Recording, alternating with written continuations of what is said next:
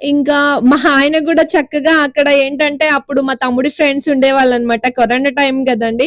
ఇంకా అప్పుడు ఏముంటుంది పనులు గూడా ఏం లేవనమాట. చక్కగా తెల్లగళ్ళు తెప్పించుకొని, రోజు చికెన్ వండుకొని, రోజుకొక స్పెషల్ జేసుకునేవాళ్ళనమాట. మా వోళ్ళు కట్టెల పొయ్యి పెట్టుకొని.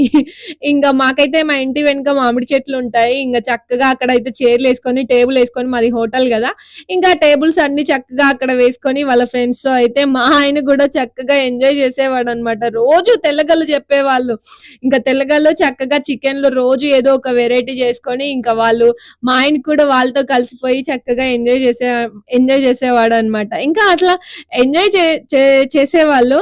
అండ్ ఏమంటారు అల్లుడు అత్తింట్లో ఉంటే ఎవరికైనా ఏమంటారు కొన్ని ప్రాబ్లమ్స్ అయితే నేను స్పెషల్‌గా చెప్పాల్సిన అవసరం లేదు కదా!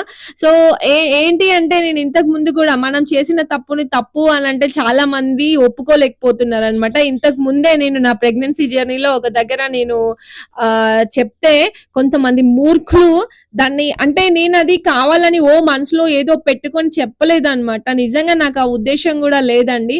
కానీ నేను ఏదో అట్లా వీడియోలో నేను చెప్పేటప్పుడు అనుకోకుండా వచ్చిన ఒక చిన్న వర్డ్‌ని తీసుకొని కొంతమంది ఎంత హంగామా చేయాలో అంత హంగామా చేశారనమాట కొంతమంది మూర్ఖులు.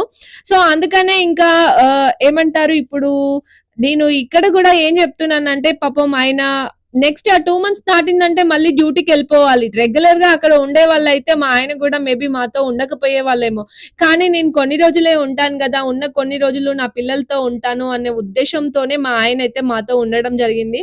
ఆ టైంలో ఆయనకు కూడా కొంచెం మెంటల్‌గా ఏమంటారు కొన్ని ప్రాబ్లమ్స్ అయితే ఫేస్ చేశారనమాట. అవేంటి అనేది నేనైతే నెక్స్ట్ వీడియోలో నేను మీతో జెప్తాననమాట.